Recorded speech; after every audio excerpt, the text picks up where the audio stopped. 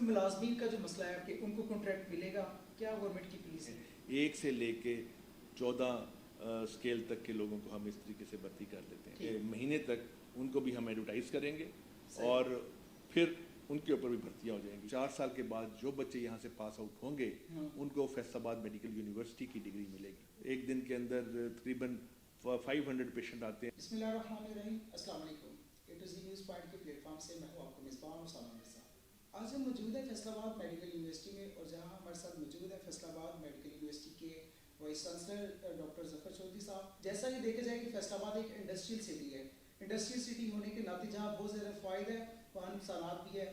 فیصل آباد کی year index بہت خطرناک حد تک بڑھ گئی ہے، اور جو فیصل آباد کے لوگوں میں کینسر کی شرح جو ہے وہ بھی کافی زیادہ نمایاں دیکھنے میں آئی ہے. تو کیا فیسلٹیز ہیں ہمارے لائیو ہاسپٹل میں، کیا معاملات ہیں؟ یہ کالج کی جو ایک اسٹیٹس تھا اب یونیورسٹی میں تبدیل کر دیا گیا تھا. گورنمنٹ کی طرف سے کیا وسائل اس جگہ کے لیے مہیا کیے جا رہے ہیں، اسی ٹاپک پہ بات کریں گے. السلام علیکم سر. جی وعلیکم السلام. بہت شکریہ سر آپ کی قیمتی ٹائم کا. تو سر سب سے پہلے میں آپ سے پوچھنا چاہوں گا کہ یہ پنجاب میڈیکل کالج کو یونیورسٹی کا اسٹیٹس دے دیا گیا. یہ میں سمجھتا ہوں کہ آپ کی کاوشیں ہیں جو آپ نے الحمدللہ 3-4 سال جو محنت کر کے اسے جو ایک اس لیول پہ لے کے آئے. تو کیا گورنمنٹ کی طرف سے اسے فیسیلیٹیٹ اس لیول پہ کیے جا رہے ہیں، کیا کہیں گے آپ؟ دیکھیں یہ یونیورسٹی 2017 میں مارز وجود میں آئی تھی اور پنجاب میڈیکل کالج کو انہوں نے اپ گریڈ کر کے فیصل آباد میڈیکل یونیورسٹی بنا دیا.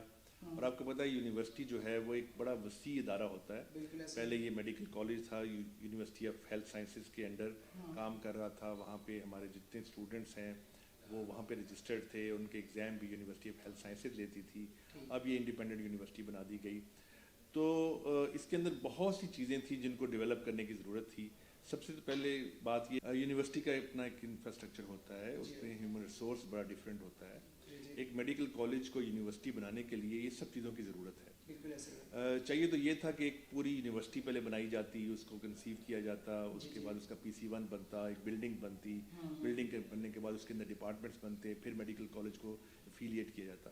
لیکن ہوتا یہ آیا جس طرح کنگ ایڈورڈ میڈیکل یونیورسٹی بنی تھی، کنگ ایڈورڈ میڈیکل کالج کو ہی انہوں نے اپ گریڈ کر کے یونیورسٹی بنا دیا. پھر وہاں پہ ایگزامینیشن ڈپارٹمنٹ بنا پڑتا ہے، رجسٹر آفس بنتا ہے. اس طرح باقی جو ہمیں جتنے بھی ضروریات ہوتی ہیں، ڈپارٹمنٹس ہوتے ہیں اس یونیورسٹی کے، وہ ہمیں وہاں پہ قائم کرنے پڑتے ہیں. تو ہمارے لیے یہ ذرا تھوڑا سا مشکل تھا کہ انہی ریسورسز میں رہ کے، اسی انفراسٹرکچر میں رہ کے، اسی ہیومن ریسورس کے ساتھ ہمیں ایک یونیورسٹی کو ڈیولپ کرنا تھا. جب میں یہاں آیا 2018 میں تو اس وقت تقریباً 9 مہینے ہو چکے تھے اس یونیورسٹی کو قائم ہوئے ہوئے، اور تب تک اس یونیورسٹی کو ہائر ایجوکیشن کمیشن سے اپروو نہیں کرایا گیا تھا. جو اس وقت PMDC تھی ان کے وزٹس بھی درکار تھے اپروول کے لیے. تو ہم نے پہلے تو یہ اپنی ریکگنائزیشن کروائی وہاں سے، یونیورسٹی سے ہماری جو PMC ہے اور ہائر ایجوکیشن کمیشن سے ہم نے ریکگنائز کروایا. اس کے بعد پھر ہم نے جب ہمیں اسٹیٹس مل گیا پراپر یونیورسٹی کا کہ ہم اپنے انڈر گریجویٹ ایگزامینیشن کر سکتے ہیں، پوسٹ گریجویٹ ایگزام کر سکتے ہیں، تو پھر ہم نے اپنا ایگزامینیشن ڈپارٹمنٹ جو ہے اسے ترتیب کرنا شروع کر دیا. اور ہماری اپنی فیکلٹی کے لوگ ہیں جن کو ہم نے کنٹرولر آف ایگزامینیشن بنایا، اور ساتھ ہی یہ پوسٹ جو ہے نا میں ایڈورٹائز بھی کی. اسی طرح رجسٹرار آفس جو ہے بہت امپورٹنٹ ہوتا ہے، جس میں سارے اسٹوڈنٹس کی رجسٹریشن ہوتی ہے، اس کو ہم نے قائم کیا. اور اب میں آپ کو بتاؤں کہ ہم نے اس یونیورسٹی میں ایگزام لینا بھی شروع کر دیے ہیں. پہلے یہ exam university of health sciences لیتی تھی، پچھلے 2 سال سے یہ امتحان ہم خود لے رہے ہیں. اور 4 سال کے بعد جو بچے یہاں سے پاس آؤٹ ہوں گے ان کو فیصل آباد میڈیکل یونیورسٹی کی ڈگری ملے گی. تو یہ چیزیں تھیں جو ہم نے کی ہیں اپنے ریسورسز میں رہتے ہوئے. اب یہ ہے کہ اس یونیورسٹی کا ایک اپنا سیٹ اپ ہونا چاہیے، انفراسٹرکچر ہونا چاہیے، جس کے لیے ہم نے الحمدللہ بہت کوشش کی ہے. اسی کالج کے ساتھ ملکہ زمین ہے کوئی 60 کنال کے قریب جو ہم نے ایکوائر کی ہے 2 سال پہلے، اور اب اس کا ہم نے PC1 بنا کے گورنمنٹ کو دے دیا ہے. وہاں پہ وائس چانسلر آفس بنے گا، ایڈمنسٹریشن بلاک بنے گا، رجسٹرار آفس ہوگا، ایگزامینیشن ڈپارٹمنٹ ہوگا، اور اس طرح جتنے بھی اس کے ساتھ فائنینس ڈپارٹمنٹ ایسوسیٹڈ جتنے بھی اس کے آرگنز ہیں یونیورسٹی کے، وہاں پہ ہم قائم کریں گے. اور انشاءاللہ تعالیٰ اس کو بھی یہ ظاہر ہے 2-3-4 سال لگیں گے، تب تک یونیورسٹی یہیں پہ کام کرتی رہے گی. تو دوسری بات یہ ہے کہ یونیورسٹی اس وقت اپ گریڈ کر دی گئی پنجاب میڈیکل کالج سے، تو اس کا کانسٹیٹیوئنٹ میڈیکل کالج نہیں تھا. جو بہت بڑی ریکوائرمنٹ تھی یونیورسٹی کی ریکگنیشن کے اندر. پھر گورنمنٹ سے نوٹیفیکیشن یہ ہوا کہ پنجاب میڈیکل کالج اور ڈینٹل کالج جو ہے ان کو انہوں نے بحال کیا اور اس یونیورسٹی کے ساتھ ان کو افیلیٹ کیا. اس کے بعد ہمیں ہائر ایجوکیشن نے اپروو کیا کہ اب you are a university and you can function as an independent institution. تو وہ الحمدللہ یہ سارے جو تھے مراحل ہم نے طے کر لیے ہیں. اور دیکھیں میں بتاؤں آپ کو کہ یونیورسٹیاں جو ہے نا قائم ہو جاتی ہیں, پھر ان کو صحیح طریقے سے فنکشن کرنے میں, اپنا ایک وجود قائم کرنے میں ٹائم لگتا ہے. اگر آپ پنجاب یونیورسٹی کو دیکھیں جو 100 سال سے بھی اس کو زیادہ عرصہ ہو گیا ہے, اسی طرح آپ کے یہاں پہ بھی کچھ یونیورسٹیز ہیں جن کو 20 سال بھی ہو گئے ہیں بنے ہوئے.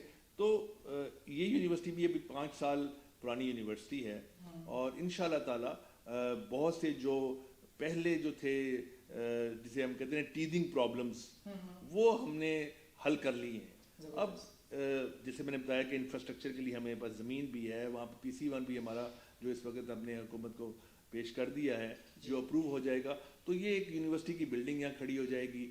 پھر یہ ساری چیزیں آہستہ آہستہ ڈیولپ ہوتے جائیں گی. دیکھیں ایک ریجن کے اندر ایک میڈیکل یونیورسٹی کا قیام ایک بہت بڑا جو ہے, یہ آپ سمجھیں کہ ایک لینڈ مارک ہے, سنگ میل ہے. اور انشاءاللہ تعالی آنے والے سالوں کے اندر اور بہتری آئے گی اور یہ زیادہ مضبوط ادارے بنیں گے. ہماری تجویز یہ ہے کہ جو اس ریجن کے اندر میڈیکل کالجز ہیں, خواہ وہ سرکاری میڈیکل کالجز ہیں یا وہ پرائیویٹ میڈیکل کالجز ہیں, ان کو اس یونیورسٹی کے ساتھ افیلیٹ کر دیا جائے. تاحال ابھی تک یہ نہیں ہو سکا. اس کی وجہ یہ ہے کہ ہمارے چارٹر کے اندر اس کی ابھی گنجائش موجود نہیں ہے, اور اس کے لیے بھی ہم نے حکومت سے رجوع کیا ہے کہ اس کے اندر ترمیم کی جائے تاکہ یہ ایک یونیورسٹی بن جائے اس ریجن کی, جس کے ساتھ سارے جو طبی ادارے ہیں اس کے ساتھ منسلک ہو جائیں, اور ملتان کی ایک یونیورسٹی ہو, پنڈی کی اپنی یونیورسٹی ہے. اس طرح یہ سب کا آپس میں ایک کمپٹیشن بھی ہوگا, اور اس میں اس بہتری بھی آئے گی, اور ایک ڈی سینٹرلائزیشن بھی ہو جائے گی. ٹھیک ہے, تو یہ آئندہ کے جو ہمارے جو ہے نا اقدامات اور رائے عمل ہے. اچھا سر, یہ بتائیے گا کہ مجھے آپ بخوبی آگاہ ہیں کہ فیصل آباد ایک انڈسٹریل سٹی ہے, ایئر انڈیکس بھی خطرناک حد تک جو ہے ڈیمیج کر رہا ہے لوگوں کو. تو ایک نیا جو ہے آلریڈی جو کارڈک سینٹر جو ہے وہ موجود ہے, دل کا بہت بڑا ہاسپٹل موجود ہے, چلڈرنس کے لیے موجود ہے. ایک نیا جو مسئلہ سر اٹھا رہا ہے کہ کینسر کی وبا کا, اس کے لیے فیصل آباد میں کس سطح کا کام ہو رہا ہے, آپ اس کے بارے میں مجھے بتائیے گا. دیکھیں کینسر جو ہے نا اوور آل دنیا میں بڑھ رہا ہے, اس میں کوئی شک نہیں ہے. ٹھیک ہے, میں نے لاہور میں بھی کام کیا ہے, بہت اچھا کام کیا ہے, اور میں نے دیکھا ہے کہ جتنی شرح لاہور میں مریضوں کی ہے کینسر کے پیشنٹس کی, اتنی ہی تقریباً یہاں پہ بھی ہے.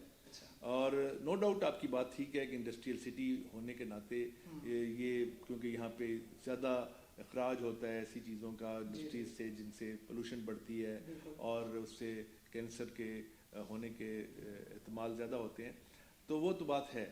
لیکن بات یہ کہ اس پورے ریجن کا یعنی فیصل آباد ڈویژن ہو گئی, اور پھر اس کا سرگودا ڈویژن اور ساہیوال ڈویژن سے بھی پیشنٹ ہمارے پاس آتے ہیں. تو یہ لائٹ ہاسپٹل ایک واحد ایسی جگہ ہے جہاں پہ ہر طرف سے مریض آ رہے ہیں, اور مریضوں کی تعداد بہت زیادہ ہو گئی ہے اور بڑھتی ہی جا رہی ہے, اور یہ اوور آل دنیا کے اندر کینسر جو ہے یہ زیادہ ہو گیا ہے. میں آپ کو بتاؤں کہ آج سے کوئی 20-25 سال پہلے ہمارا کوئی سرجیکل وارڈ کے اندر 3 یا 4 پیشنٹ ہوتے تھے کینسر کے. اب ہم جب وارڈ کا راؤنڈ کرتے ہیں تو ہمیں 15 سے 20 مریض, کئی دفعہ 25 مریض بھی ایسے ہوتے ہیں جو کینسر کے مرض میں مبتلا ہوتے ہیں. تو یہ بڑھ رہا ہے, اس کی بہت سی وجوہات ہیں.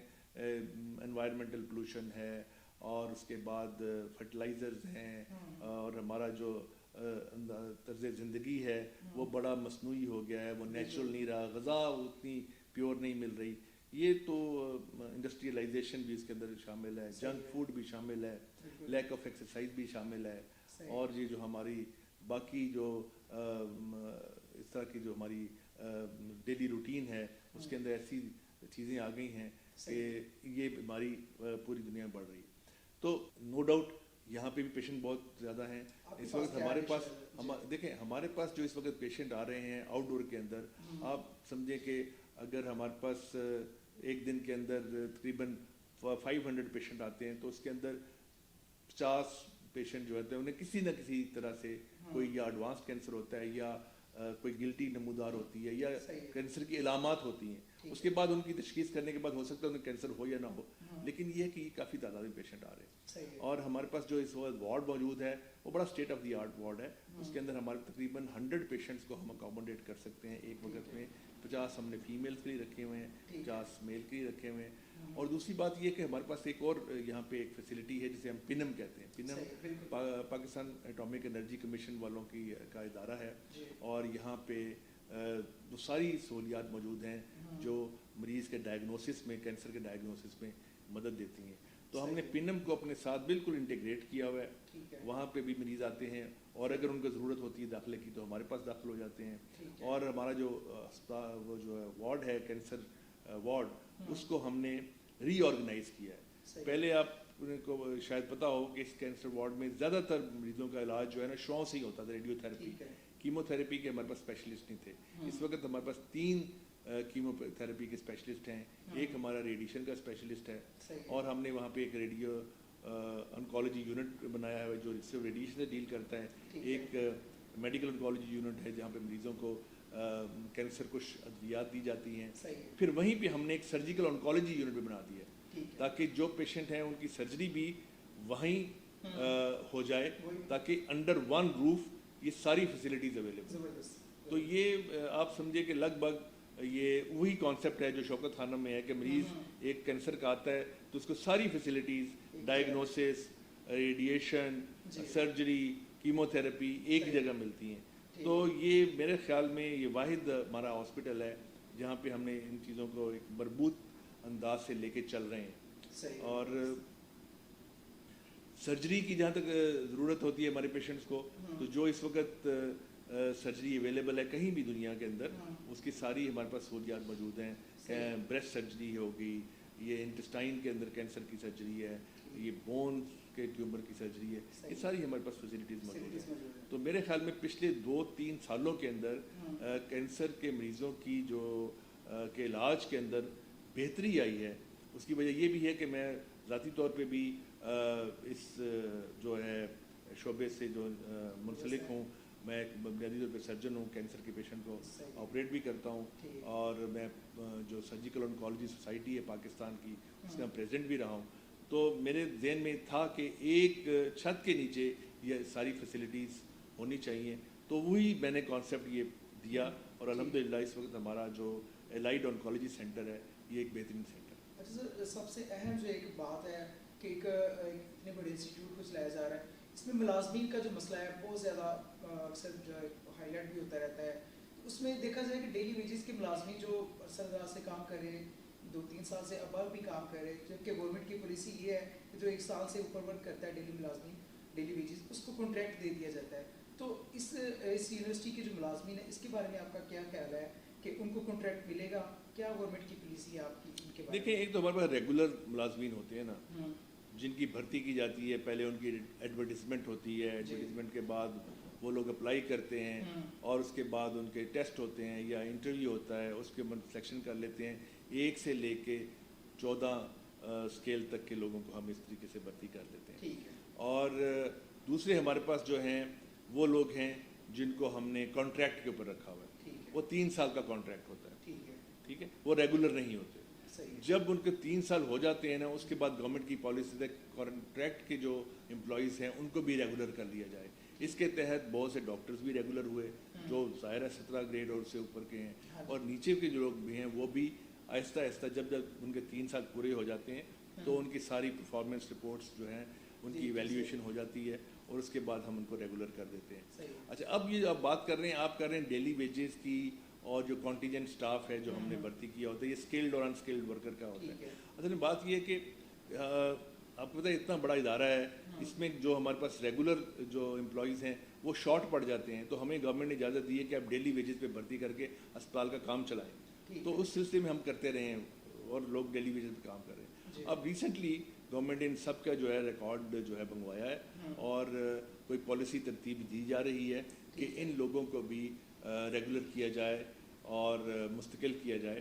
اور ان شاء اللہ تعالیٰ امید ہے کہ کچھ عرصے تک اس کے بھی نتائج سامنے آ جائیں گے. صحیح. ایک اور چیز ہے جو ہماری خالی پوسٹیں تھیں, کچھ دیکھیں نا بہت سے لوگ ہیں جو ریٹائر ہو جاتے ہیں, صحیح. جو ہمارے 1 سے لے کے 15 گریڈ تک کے لوگ ہیں, وہ جو ریٹائر ہو جاتے ہیں ان کی بھی بھرتیاں پچھلے کئی سالوں سے نہیں ہوئی. اچھا. تو میرے خیال میں 40% ایسی جابس خالی پڑی ہیں جن کے ابھی تک ہمارے پاس لوگ ریٹائر ہو گئے, ان کی بھرتیاں نہیں ہوئی. اب وہ ساری جتنی خالی جابس ہیں ان کے اوپر انشاءاللہ تعالی گورنمنٹ جو ہے وہ ہمیں اجازت دے رہی ہے, اور امید کی جاتی ہے کہ مہینے تک ان کو بھی ہم ایڈورٹائز کریں گے اور پھر ان کے اوپر بھی بھرتیاں ہو جائیں گی.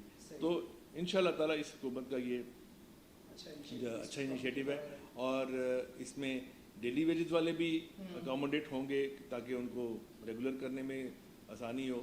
اور دوسرا یہ ہے کہ یہ جو خالی پوسٹیں ہیں اس کے بھی بھرتیاں ہوں گی تو ہمارا جو اسٹاف جو ہے نا یہ ریگولر ہو جائے گا. اور اچھا سر, ایک آپ بات سننے میں آ رہی کہ آپ کا جو ہے کمپلیٹ ڈیوریشن کمپلیٹ ہو رہا ہے, ریٹائرمنٹ کی طرف جا رہا ہے, اس کے بعد کا کیا پروسیجر, کہاں جا رہا ہے؟ دیکھیں جی 4 سال کے لیے ہوتے ہیں وائس چانسلر کا ٹینیور, اور میں 2018 میں آیا تھا جولائی میں, تو یہ جولائی میں اس کو ختم ہونا ہے. اور باقی یہ ہے کہ جو ایج لمٹ ہے اس کی وائس چانسلر کی 65 ہوتی ہے. تو الحمدللہ ہم نے کام کرنے کی کوشش کی ہے, بندہ کبھی بھی ریٹائر نہیں ہوتا. میں تو ویسے بھی آپ کو بتایا میں ایک سرجن ہوں اور میں ایک میڈیکل ٹیچر بھی ہوں, اور سرجری ہم کرتے رہیں گے. اور اگر دوبارہ موقع ملا کہ اگر وائس چانسلر کی پوزیشن کا یہاں یا کہیں اور, تو انشاءاللہ تعالیٰ اس کے پر بھی. سر آپ مجھے یہ بتائیے گا کہ آپ نے جو ایک عرصہ گزارا ہے اس میں اس یونیورسٹی میں, آپ کو کیا سمجھتے ہیں اس میں کیا چیز بہتری آنی چاہیے جو فیصل آباد کے اسٹوڈنٹس کے لیے, ارد گرد کے اسٹوڈنٹس کے لیے بہتر ہو ایز کمپیئر ٹو لاہور ہے اور بڑے جو اسلام آباد ہے, ملتان ہے, ان کے جیسے ان کے جو ہیلتھ کے ادارے ہیں, جو انسٹیٹیوٹس ہیں, ہیلتھ کے انسٹیٹیوٹ ہے, ویسے اسے کیلیبر کر سکتے ہیں ہم ابھی کہ کیا اس میں بہتری آنی چاہیے, کیا کہیں گے آپ؟ دیکھیں بات یہ ہے کہ ہمارا جو یہ شعبہ ہے میڈیکل کا, اس کا الٹیمیٹ جو بینیفیشری ہے وہ ہماری عوام ہے, پیشنٹ کیئر ہے نا. دیکھیں ہم جو کچھ بھی کر رہے ہیں, تعلیم دے رہے ہیں, ڈاکٹرز بنا رہے ہیں, اور یہاں پہ ٹریننگ دے رہے ہیں, یہ اس لیے کر رہے ہیں کہ لوگوں کو بہتر سہولیات ملیں. تو اس وقت ہمارے پاس تقریباً 2 سے 2.5 ہزار مریضوں کی گنجائش ہے تینوں ہسپتالوں میں. ٹھیک ہے, ہم انہیں اکاموڈیٹ کر سکتے ہیں, جو میرے خیال میں فیصل آباد ڈویژن کے لیے ناکافی ہے. یہاں پہ اور 2 یا 3 ہاسپٹل ہونے چاہیے جہاں 2.5-3 ہزار پیشنٹ اور اکاموڈیٹ ہو, اس کی ضرورت ہے. ٹھیک ہے, تو اس کے لیے میں نے جو پرپوزل یہ دی تھی کہ ایک اور ہاسپٹل بنے جو یونیورسٹی کے ساتھ اٹیچ ہو. یہ جو 3 ہاسپٹلس ہیں, یہ الائٹ ہاسپٹل اور آپ کا DHQ ہاسپٹل اور غلام محمد آباد ہاسپٹل, یہ تینوں ہیں پنجاب میڈیکل کالج کے ساتھ اٹیچ. اب کیونکہ یونیورسٹی بن گئی ہے تو there should be a university hospital. دیکھیں یونیورسٹی میں کنہوں نے ٹریننگ لینی ہے, انہوں نے لینی ہے پوسٹ گریجویٹ اسٹوڈنٹس نے ٹریننگ لینی ہے. یہ جو ادارہ ہے PMC اور ڈینٹل کالج, یہ انڈر گریجویٹ ادارے ہیں, یہ MBBS اور BDS ڈاکٹر پروڈیوس کرتے ہیں. یونیورسٹی کا کام یہاں ختم نہیں ہو جاتا. یونیورسٹی نے تو اس کے بعد ریسرچ کرنی ہے اور اسپیشلسٹ بنانے ہیں. ٹھیک ہے, ان کے لیے ایک ڈفرینٹ ہاسپٹل ہونا چاہیے, ایک اور ہاسپٹل ہونا چاہیے جو ایک یونیورسٹی ہاسپٹل ہو. تو میں نے حکومت کو یہ رائے دی ہے کہ یہاں پہ ایک یونیورسٹی ہاسپٹل بنایا جائے, اور جگہ بھی ہم نے آئیڈینٹیفائی کر دی ہے اور پرپوز کی ہے کہ یہاں پہ ایک یونیورسٹی ہاسپٹل اگر بن جائے تو وہ اس یونیورسٹی کو بھی اسٹرینتھن کرے گا, اور اس کے ساتھ ساتھ اس علاقے کے عوام کو بھی طبی سہولیات زیادہ سے زیادہ میسر آئیں گی. اور یہ میرا خیال ایک بہت بڑی کمی ہے جو اگر پوری ہو جائے تو بہت شکریہ سر آپ کے قیمتی ٹائم کا, آپ نے اتنی